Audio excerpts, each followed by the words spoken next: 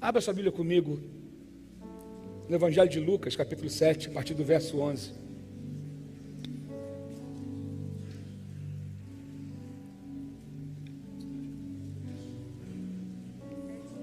Lucas 7, Evangelho de Lucas, capítulo de número 7.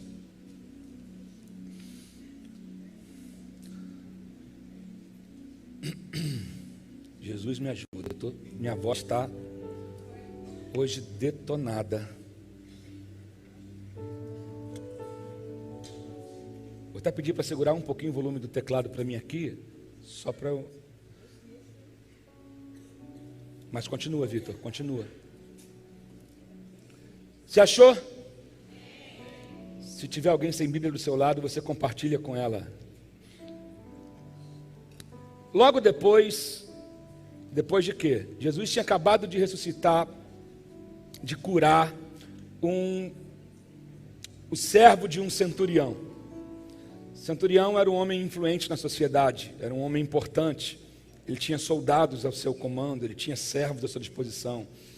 Era um cara importante. Então, logo após Jesus ter curado através de uma palavra, Jesus até elogiou a fé desse homem.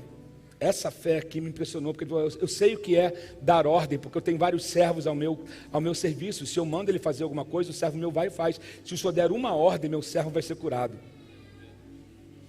As duas vezes que pessoas com fé, duas pessoas que tinham fé na Bíblia, que chamaram a atenção de Jesus, elas não eram judias. Porque ele veio para os seus, mas os seus o rejeitaram.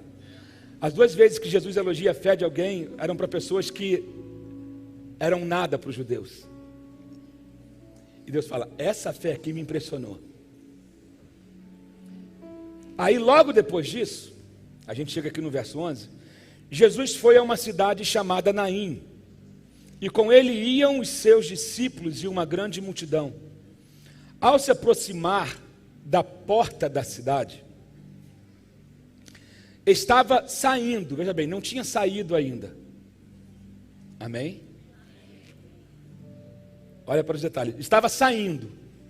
O texto podia dizer, tinha acabado de sair. Porque para certas coisas a porta da cidade era um caminho sem volta. Estava saindo o enterro do filho único de uma viúva. E uma grande multidão da cidade estava com ela. Interessante, haviam discípulos com Jesus e uma multidão. Com a mulher só havia uma multidão. Uau! A morte não faz discípulos, gente. Eita, mas vamos seguir. Ao vê-la, o Senhor se compadeceu dela e disse, não chore. Primeiro ele vem com consolo. Ele vem com conforto, ele vem com a palavra para ela, não chore. Depois aproximou-se e tocou no caixão. Ele não tocou no corpo da pessoa, veja bem, ele tocou no caixão. E os que o carregavam pararam. Por quê? Primeiro, ele fez um ato que não era comum, era imundo, era considerado inapropriado, era contra a lei. Mas Jesus, ele veio para quebrar mesmo protocolos, ele veio e ele toca. Todo mundo parou porque, esse cara é maldito, como é que ele toca em algo que está carregando um defunto? Aqueles que o carregavam, pararam. Jesus disse, jovem, eu lhe digo, levante-se. O jovem se assentou e começou a conversar. E Jesus o entregou à sua mãe. Uau! Jesus o entregou à sua mãe. Todos ficaram cheios de temor e louvavam a Deus. Um grande profeta se levantou entre nós, diziam eles. Deus interveio em favor do seu povo, e essas notícias sobre Jesus espalharam-se por toda a Judeia e regiões circunvizinhas. Pai, nós amamos a Tua palavra, nós amamos a Tua presença. Espírito Santo de Deus, fala nessa noite como o Senhor já está falando. Deus, que seja noite de ressurreições aqui hoje. noite de milagres, como já foi ministrado e tem sido profetizado aqui. Eu quero que o Senhor saiba que a tua presença é bem-vinda entre nós. Nós ansiamos por ela. Nós te desejamos, ó amado nosso. Todo conflito na mente agora nós repreendemos em nome de Jesus. Toda preocupação e distração, todo espírito do sono, em nome de Jesus. Que todos os ouvidos aqui estejam sincronizados, linkados com a voz do Espírito Santo nessa noite. Em nome de Jesus, amém, amém. Pode sentar no seu lugar.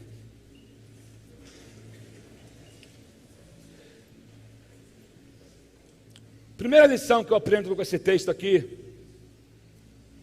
é que Jesus não faz acepção de pessoas. Jesus vem para o rico, para o pobre, para o gordo, para o magro, para o feio, para o bonito, para o branco, para o negro, para o índio. Jesus não faz acepção de pessoas. Ele acabou de curar o servo de um cara importantíssimo da cidade. De repente ele passa, está entrando na porta de uma cidade chamada Naim. Ele vê uma multidão, ele vê uma mulher, porque a viúva, e agora sem ninguém, com o único filho morto, ela ia à frente do caixão, o parente do morto ia à frente do caixão. Jesus vê aquela mulher, e ele vê a multidão atrás, ele vê o sofrimento daquela mulher, e aquilo chama a atenção de Jesus, de maneira que fez com que ele parasse. Jesus para toda classe de pessoas. Jesus para toda classe de pessoas. Jesus para o para o ladrão, para o bandido, para o assassino, para o divorciado, para o que está com casamento bom, para o empresário, para o falido. Jesus para a prostituta, Jesus para o homossexual, Jesus para aquele que está pensando. Jesus para toda classe de pessoas. Ele não faz acepção de pessoas. Então, Jesus tinha acabado de realizar um milagre. Talvez alguns que estivessem andando com Jesus falavam, não, ele não tem poder agora para isso, ele precisa recarregar a bateria. Ele acabou de gastar toda a unção dele ali atrás agora curando alguém, porque saía dele virtude, ele agora deve estar, ele deve ter que esperar para fazer um novo milagre. Não, Jesus não trabalha, ele não tem problema de falta. O poder dele não acaba nunca. Amém, queridos? O poder dele não acaba. Jesus, ele é sempre um vaso transbordante de glória, de cura, de milagres, de maravilhas. Ele está sempre transbordando, sabe? Não há escassez de cura no céu, não há escassez de provisão no céu, não há escassez de maravilhas no céu, não há escassez de alegria no céu, não há escassez. Ele não é um Deus de falta. Ele age na falta. Ele é a provisão. E Jesus vai até aquela cidade, e os seus discípulos o acompanhavam, e uma multidão também acompanhava, porque Jesus era interessante. Jesus estava bombando, gente. Jesus estava na mídia.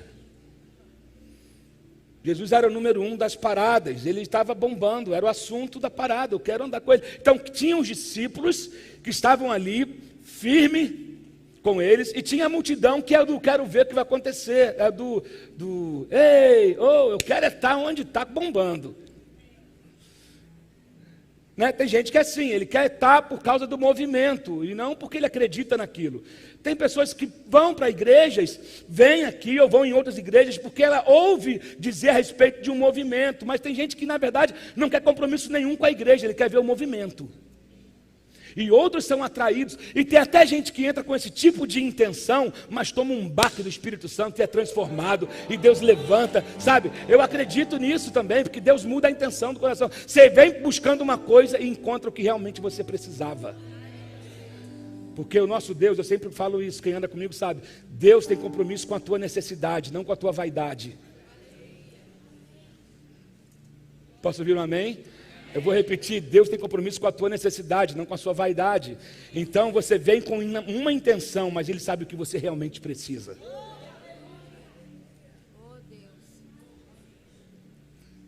Ele é maravilhoso.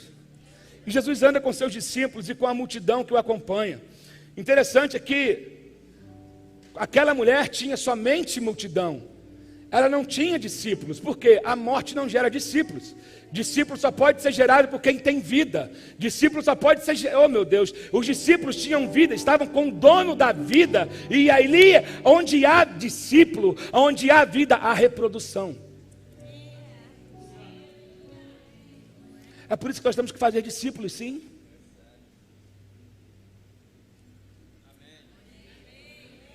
Amém, gente?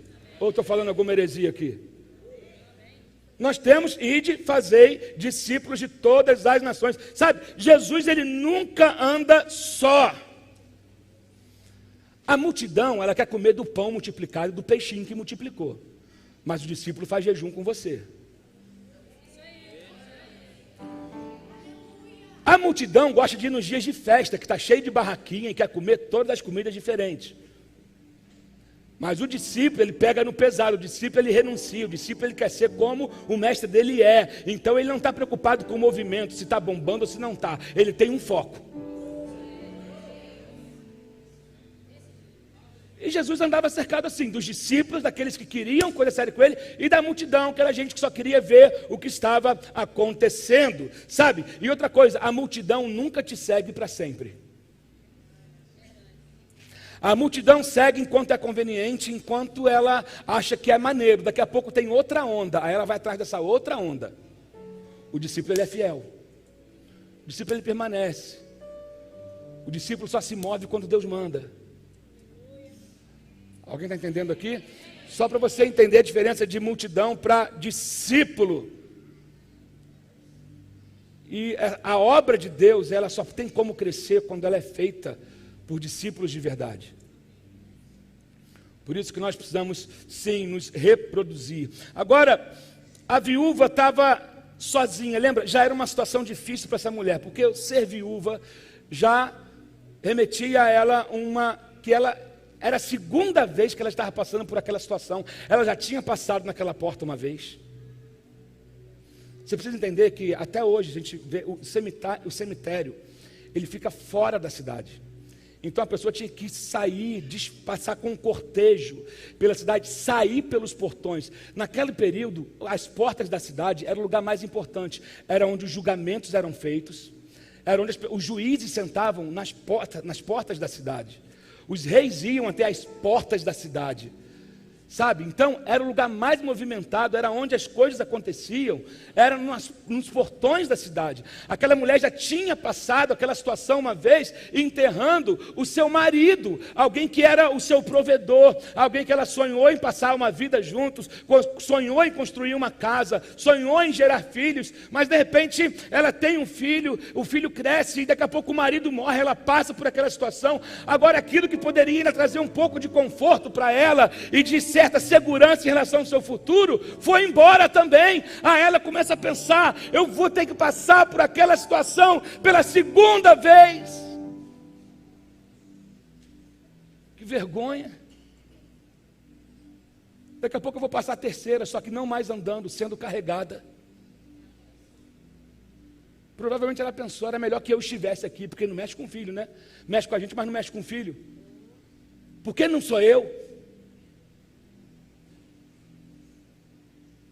Agora eu estou aqui, mulher, viúva e sem filho. E assim era a situação daquela mulher. E quando ela chega perto da porta, algumas pessoas vão dizer, perto da porta. Na NVI diz, saindo, não tinha saído, saindo, se aproximando, Jesus vem e intervém. Jesus está entrando hoje no teu caminho, e antes que você passe pela porta, Ele está entrando para parar você. Para parar você. Você está carregando talvez algumas coisas mortas dentro de você, dizendo, eu vou acabar com isso hoje. Você entrou aqui talvez dizendo, hoje é a última vez que eu tento alguma coisa, eu vou tirar minha vida, ou eu vou desistir de tudo, até que Jesus olhou para você, você que achava que não estava sendo visto, que não estava sendo lembrada, Ele lembrou de você, Ele olhou para você, e Ele foi na sua direção, perto da porta de Jesus. Você não vai sair, eu vou parar aqui, vamos parar aqui. Jesus interveio, Jesus vem caminhando pela estrada que vai para Cafarnaum, Anaim. E quando ele está passando por esse caminho, Jesus passa em frente a um cemitério que ficava na mesma entrada, ali, era o mesmo acesso. Ele passa, e primeiro ele passa, olha que situação. Jesus foi o primeiro a passar pelo cemitério. Jesus já conhecia, já tinha visto os coveiros trabalhando. Está chegando um corpo aí, está chegando um enterro aí. Vamos preparar a cova. Naquele tempo, o coveiro não tinha salário mensal, ele só recebia pelo corpo que enterrava. Era por produtividade. Enterrou muito, você vai receber por cada morto que tu enterra, vintão. Jesus passa e fala: vocês vão ficar sem dinheiro de vocês hoje. Jesus passou na porta do cemitério e viu e falou: poxa vida, esses coveiros hoje, eles não vão ter o dinheiro deles. Só que a mulher está vindo achando que ali é o final, vou ter que passar por essa porta, enterrar o meu filho. Jesus passando primeiro pelo cemitério, disse: não vai ter enterro hoje. Não vai ter enterro hoje. E ele vai caminhando e vai na direção daquela mulher. Ele observa os coveiros trabalhando, mas ele prossegue. Ele não podia parar ali. Ele tinha que chegar até a porta da cidade, porque a mulher não podia sair. Uma vez saindo, ela não podia voltar com o corpo.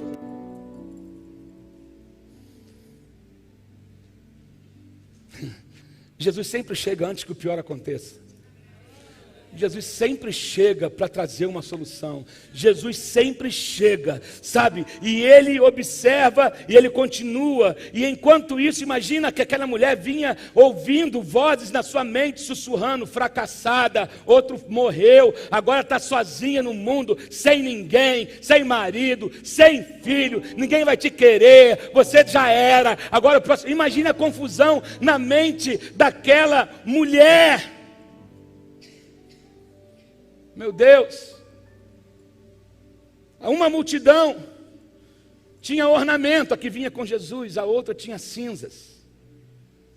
Uma multidão tinha óleo de alegria, a outra tinha tristeza. Uma multidão tinha vestes de louvor, a outra tinha espírito angustiado. No versículo 12 vai dizer que a morte, ao se aproximar da porta da cidade, estava saindo o enterro do filho de uma única viúva, e uma grande multidão da cidade estava com ela. A morte para aquela mulher havia fechado as portas da esperança. Não é Silvio Santos não, mas fechou a porta da esperança. Mas Jesus é aquele que abre qualquer porta, que tiver fechada ele abre. Jesus estava indo para devolver a esperança daquela mulher. Jesus vai, e as duas multidões se encontram, e o cemitério, como eu disse, ficava fora da cidade. Satanás queria que aquela mulher saísse da cidade. Agora, interessante que o nome Naim significa beleza. O diabo quer tirar a tua beleza. O diabo quer tirar a tua alegria.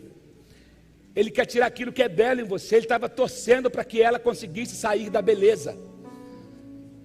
Jesus chega e fala: você não vai sair, porque aí é o teu lugar de beleza, de alegria, é de paz e de restituição. Então ele chega, oh meu Deus do céu, alguém está recebendo essa palavra aqui nessa noite, sabe?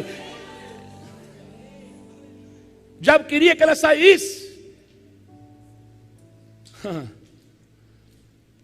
Quando Jesus avista aquela mulher, ele apressa, eu tenho um amigo que ele apressa o passo para dizer: você não vai sair da porta. Antes que você passe pela porta, eu vou chegar. Antes que ela passe pela porta, ele pensando: antes que ela passe pela porta, eu vou chegar até ela. Ela não vai enterrar esse filho hoje. Você não vai enterrar esse filho hoje. Você não vai enterrar esse casamento hoje. Você não vai enterrar a sua vida hoje. Você não vai enterrar o seu ministério hoje. Você não vai enterrar aquilo que você colocou num caixão, porque hoje Jesus te encontra perto da porta.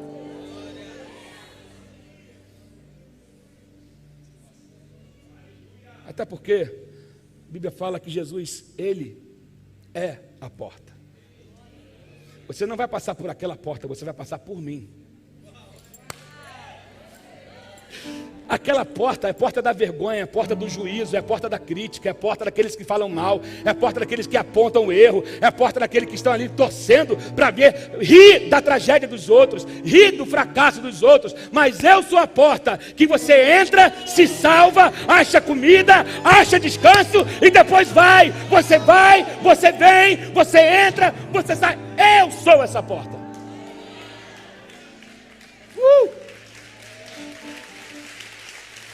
Ele é a porta. João 10:9 vai falar disso, que ele é a porta. Jesus vem como juiz para julgar a morte. Jesus veio para julgar o ciclo da maldição na tua família, está sendo quebrado hoje. Espíritos familiares, não importa, histórias de repetição. Pessoas aqui que estão vivendo debaixo de palavras de repetição, de espíritos familiares. Da minha família, todo mundo morreu com menos de 50. Na minha família, nenhum casamento passou dos 15 anos. Na minha casa, nada aconteceu. Sabe, ei, Jesus é a porta que você precisa entrar.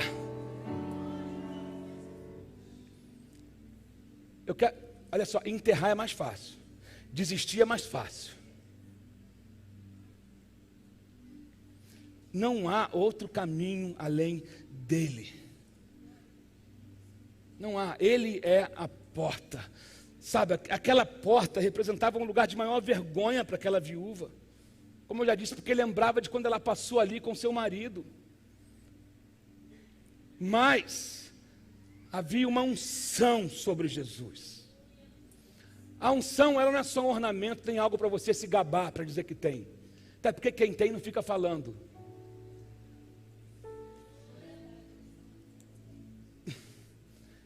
Quem acha que tem, quando diz, ele já teve. Ele já teve. Sabe, unção também tem a ver com honra. Oh, meu Deus. É honra no lugar da vergonha. Jesus sabia que aquela mulher, ele sabe todas as coisas. Ele sabia que aquela mulher tinha passado por ali. Dupla vergonha? Não, eu sou o Deus da dupla honra. Pelo amor de Deus.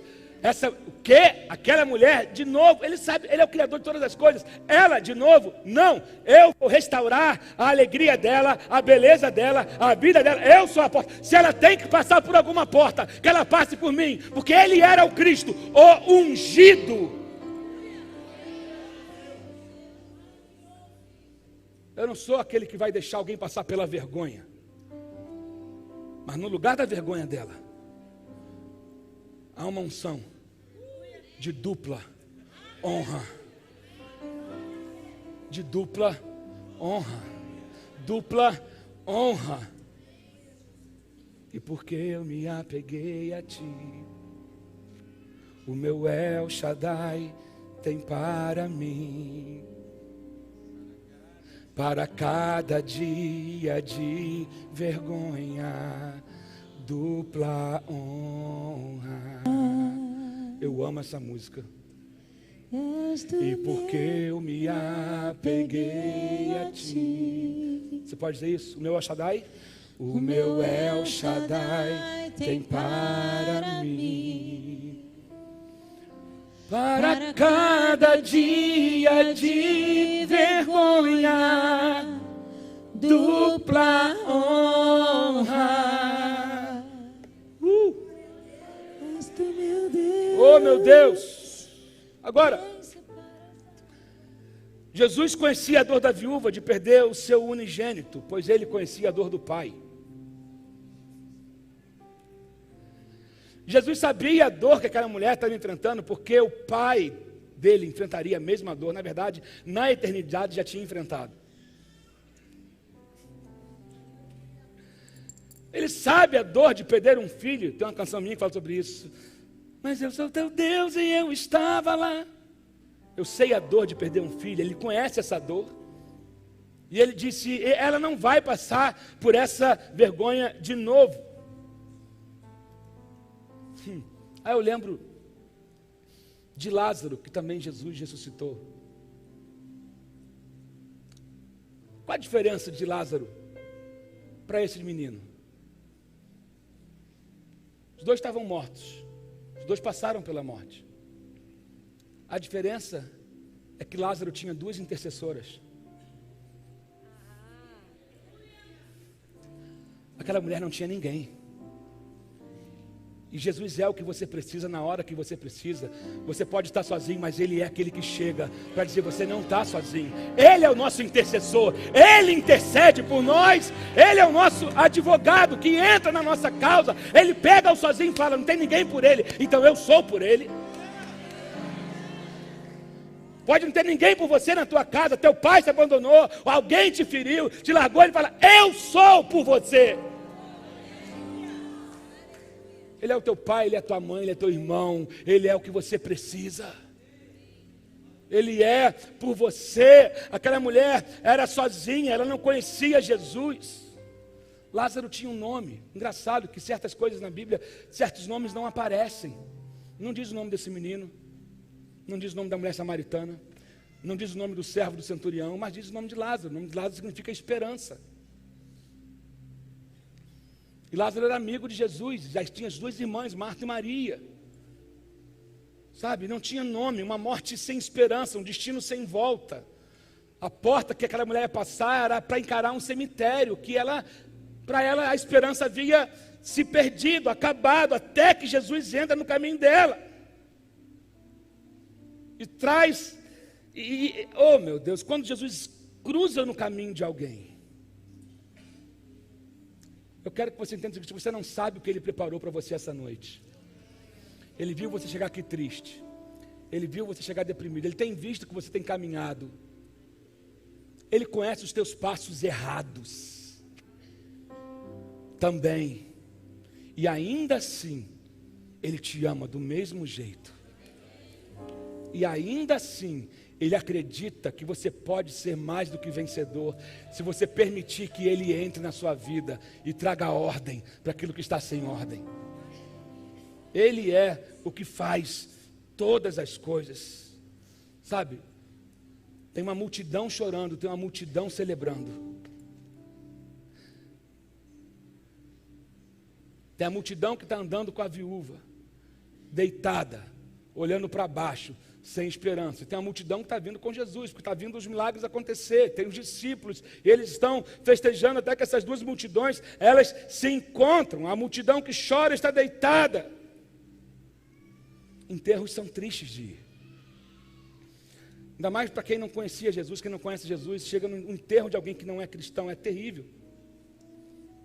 O enterro de quem é cristão, a gente sofre, a gente chora, mas há uma esperança em nós. A gente sabe que, como eu preguei de manhã, nós estamos de passagem nessa terra, mas nós temos o nosso lar em Deus. Deus é a nossa morada. Mas ninguém aqui vai morrer antes do tempo. Vocês estão proibidos de morrer. Amém? Vocês vão cumprir o propósito pelo qual vocês foram criados nessa terra. Você recebe essa palavra em nome de Jesus? Sabe? Então Jesus para e tem compaixão daquela mulher. Viúvas são valentes. Mulheres são guerreiras. É uma característica de mulher, não desiste fácil. Mas aquela mulher estava detonada. E Jesus enxerga aquela mulher, tomada por aquele sentimento de perda, de morte. Eu lembro daquela viúva que deu tudo para Jesus num culto, lembra? Que ela chamou a atenção de Jesus, porque ela deu uma oferta que ninguém naquele culto tinha dado. Lembra que Jesus diz no texto que Jesus está sentado, a Bíblia fala, já repeti isso aqui, que onde Jesus gostava de sentar quando ele ia à igreja. Ele não sentava junto com a liderança, na cadeira com um negócio mais alto. Né? Jesus sentava perto da caixa das ofertas. Ele ficava ali, só ali. Aí Pedro, está vendo? Olha só. Aí Tiago, João. Com esse. De repente ele. Aí, está vendo? Viu aquela mulher ali? Essa aí é fulana, viúva, pobre. Mas pois é. Mas ela foi a única que me ofertou tudo que ela tinha. Ela foi tudo que que ofertou de verdade, que ofertou com um coração. Meu Deus.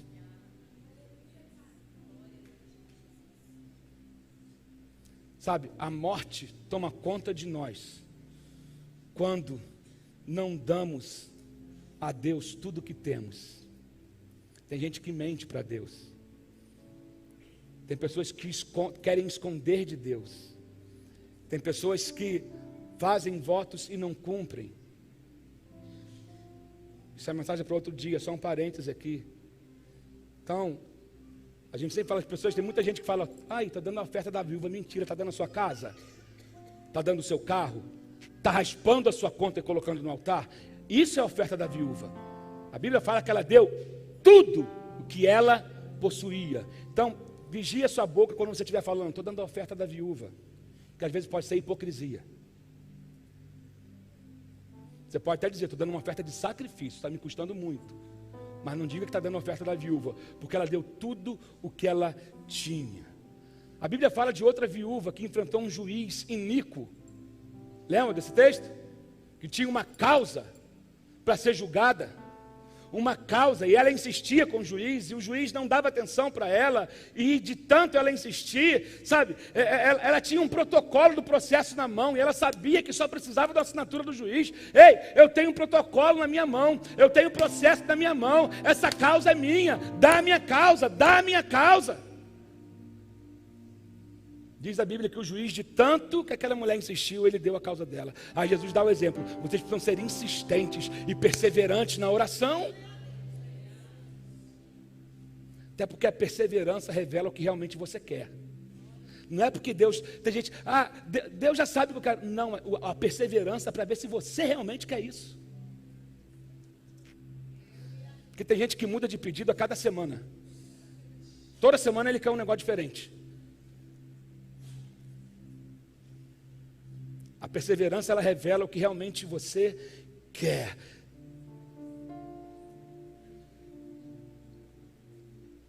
Hoje Deus está querendo que você trague o morto para fora da sua vida. O que está morto em você precisa ser exposto hoje. Aquilo que está escondido dentro de você, você precisa tirar para fora hoje e deixar que Jesus encontre o seu morto hoje. O que está morto em você, só Ele pode fazer viver novamente. O que está morto em você, só Ele pode resolver. E quando você tira o morto para fora da sua casa, Jesus vai na sua direção, sabe? E a sua casa recebe porção dobrada. Quando você decide expor o que está errado, o que está morto, o que está podre dentro de você, Ele vem com a porção dobrada, com dupla honra sobre a tua vida, sobre a tua casa. E Ele disse, não chores. Interessante isso. Ele disse para uma mãe com um filho morto, para não chorar. É fácil não chorar quando o problema está solucionado, não é verdade? Mas parar de chorar antes do milagre requer fé. Parar de chorar antes do milagre requer fé. Tem muita gente que estava com a fé engavetada, que só está chorando. Você precisa colocar sua fé em ação. Coloque a sua fé em ação. Jesus disse para ela parar de chorar. Interessante, mas com Lázaro, Jesus chorou. Veja bem, Jesus não chorou porque Lázaro estava morto. Jesus chorou pelos mortos-vivos. Jesus chorou pelos mortos que estavam do lado de fora, não pelo morto que estava lá dentro. Porque o morto que estava lá dentro já estava resolvido. Mas quando Jesus chega e vê a incredulidade daquele povo de Betânia, Ele tem compaixão daquele povo e Ele chora por eles. Porque a solução deles estava ali, eles estavam rejeitando. Lázaro já estava resolvido. Tanto é que quando Ele ora para Lázaro ressuscitar, Ele não faz uma oração de poder, não, Ele só dá graças. Eu te dou graças que o Senhor sempre me ouve. Lázaro, vem para fora. O choro é pelos mortos-vivos. Jesus olha para pessoas que estão cercadas, que estão em ambientes onde Ele está e rejeitam a presença dEle. Por essas Ele chora. Jesus chora por pessoas que foram criadas no Evangelho e que estão pegando tudo que aprenderam e jogando no vaso e dando descarga. Jesus chora quando vê você fazendo voto no altar e depois não cumprindo. Jesus chora quando vê você desistindo da sua família porque você não quer ser um pouquinho mais forte. Aí Jesus olha para você e sente pena e Ele chora.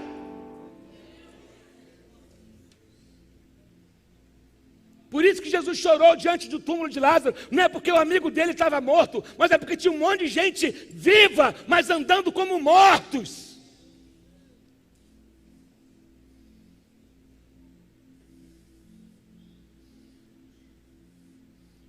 Pior morto é o que está vivo.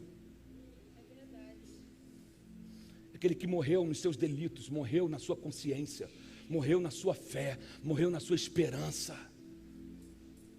É um religioso, ele é membro de igreja, pratica a religião, mas não conhece o Deus que serve. Gente, tem pessoas que se decepcionam, que passam por lutas e se desviam e vão para o mundo. Eu não entendo isso. Para mim, pode ser quem for, qualquer um, não tem caminho fora de Deus.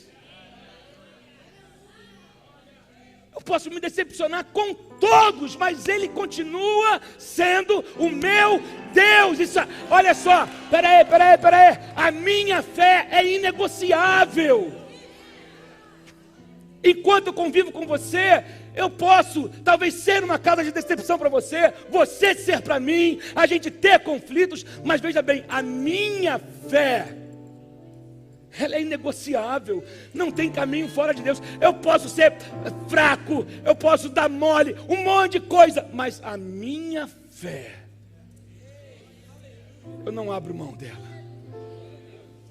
Você estava pensando em se desviar, em sair da igreja, porque está passando por luta, meu irmão, tu vai cavar sua própria cova. Não há salvação fora de Cristo. Se você está detonado, passando um momento difícil, é aí que você tem que correr para Ele. O diabo está soprando, mete o pé, vai embora, está vendo? Ninguém liga, ninguém isso, ninguém aquilo. Gente, vocês não enxergam que isso é sugestão do diabo para querer acabar de uma vez com você?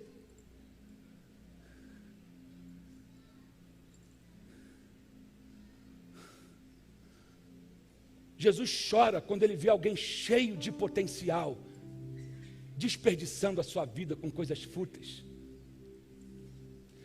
Jesus chora porque todas as suas habilidades e talentos vieram dEle, Ele te gerou para algo, Ele formou você desde o ventre da sua mãe, Ele criou expectativas em você, então quando Ele vê você abrindo mão disso, Ele chora por você.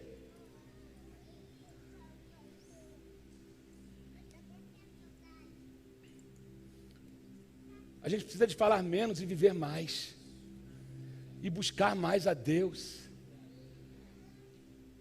Vai haver ressurreição aqui hoje, sabe, vai haver ressurreição aqui hoje, sabe, e Lázaro já estava enterrado, o filho dessa mulher não havia sido enterrado ainda, e Jesus vai, sabe, eu quero falar com você que estava a caminho de um cemitério, seja ele emocional, seja ele espiritual, calma,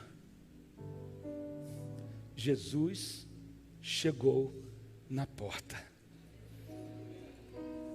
Ele não vai deixar que você passe dessa linha. Você não vai para o enterro hoje.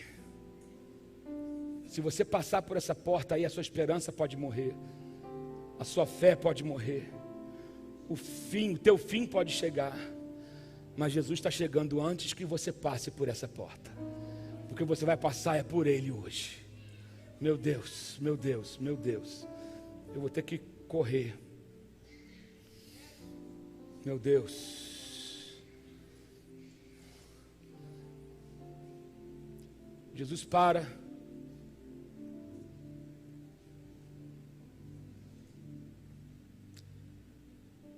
E toca no caixão do morto. Ele para e fala com ela, não chore. Ele se compadeceu dela e disse, não chore. Depois aproximou-se e tocou no caixão. Interessante que, olhando para esse texto, qual é o objeto que te chama a atenção? Tem um objeto aqui. E ele não diz que ele tocou no morto, ele tocou no caixão. Quando a gente vai para o enterro, normalmente a gente olha para o caixão e ali passa um filme na nossa cabeça. É uma coisa meio assustadora. Esse mês de dezembro, eu perdi 3 amigos. Não consegui ir nos 3 enterros, mas eu fui em um e vi de fotos que me mandaram, porque eu não acreditava que aquilo estivesse acontecendo. Dentro de 15 dias, perder 3 amigos. E 2 que conviveram anos comigo, que me ajudaram muito. Um que foi um responsável assim, pela minha caminhada na música, que foi o Charles, do Canto da Terra. E outro, Serginho Quinus, que faleceu. Então, falei, uau, no enterro do Charles eu consegui ir. E lógico que passa um filme, quando a gente olha para aquela situação, um filme passa na nossa cabeça. E a gente pensa tanto na pessoa, na família dele, e na nossa família, na nossa vida. Na nossa mortalidade, na nossa finitude. Não é verdade? Jesus para e ele toca justamente naquele objeto onde todo mundo olha, sabendo, caramba, um dia eu vou estar naquela situação. Jesus para e toca no caixão. Interessante que a morte seria o último inimigo que Jesus enfrentaria, mas ele se antecipa, ele já começa a encarar ela antes. Ele já começa a encarar ela antes, já para mostrar que ele tinha o domínio de todas as coisas, estava sobre ele, só que ele iria passar por aquilo. E ele começa a se antecipar no enfrentamento da morte, porque ele é o Deus da vida. Tanto é que depois de Lázaro, todo mundo fala, você vai lá no cemitério, já tem 4 dias, para ele não importa o tempo, ele é o Senhor do tempo, ele dá uma ordem, e a voz dele entrou no túmulo de Lázaro, que foi lá no seio de Abraão, e puxou o espírito de volta, e aí os tendões, o sangue, começou a jorrar, a correr novamente, e começou a aquecer o corpo, porque um comando dele faz oh meu Deus, a voz dele interrompeu o processo de putrefação, de morte, de apodrecimento. Porque a voz dele reverte qualquer situação. Alguém dá glória a Deus aí? A voz dele reverte qualquer situação. Ele toca no caixão. O caixão me lembra a arca. Porque tudo que Jesus toca é para preservar o que está vivo dentro. A arca preservou a vara de Arão, o maná e as tábuas da lei. A arca representava a presença de Deus. Ele não precisa tocar no corpo, se ele toca na arca. Se ele toca na casa, o marido é alcançado, o filho é alcançado, a empresa. Se ele toca na empresa, desde o porteiro até o administrador, o gerente geral, ele toca onde vai fazer a diferença, aquilo vai alcançar tudo aquilo que está ao seu redor. Basta um toque dele. Um toque dele muda a situação. Tudo que estiver dentro recebe vida. Um toque na tua mente e todo o teu corpo começa a receber uma nova revelação. Um toque no teu coração, um toque na tua, oh meu Deus, no teu casamento, um toque no teu corpo, ele recebe a cura. Porque um toque dele faz tudo aquilo que está morto ressuscitar. Ele toca e diz, levanta-te. Oh meu Deus, se levantar é um processo. A pessoa primeiro tem que se sentar. Ela senta, né? Para poder sentir a vida voltando plenamente para o seu corpo. E depois ficar sobre os seus pés. E Jesus pega o menino e entrega a sua mãe. Ninguém cuida de um filho como uma mãe. Pais cuidam. Pais, nós, a gente, às vezes, né? É diferente, às vezes, a maneira, né? Da gente cuidar de um filho. Lembra, né? De quando Isaac tinha 6 meses, eu deixei o Isaac no trocador, sem proteção na lateral, e fui para o corredor e falei assim: Fernando, onde é que está a pomada? Ela: você deixou o menino, ele vai rodar, vai cair. Mas a gente cuida também. Tem gente que acha que o pai não sabe cuidar de filho. Qual é? Mas ninguém cuida como a mãe. Jesus pega o menino, arranca das mãos da morte e entrega nas mãos da mãe. Jesus não vai entregar você nas mãos de pessoas erradas. Jesus não vai te ressuscitar para você andar em companhias erradas, associações erradas, alianças erradas. Ele sabe nas mãos de quem Ele vai te entregar. E Ele vai te entregar nas mãos de quem te ama e de quem vai cuidar bem de você. Quero convidar você a ficar de pé nessa hora.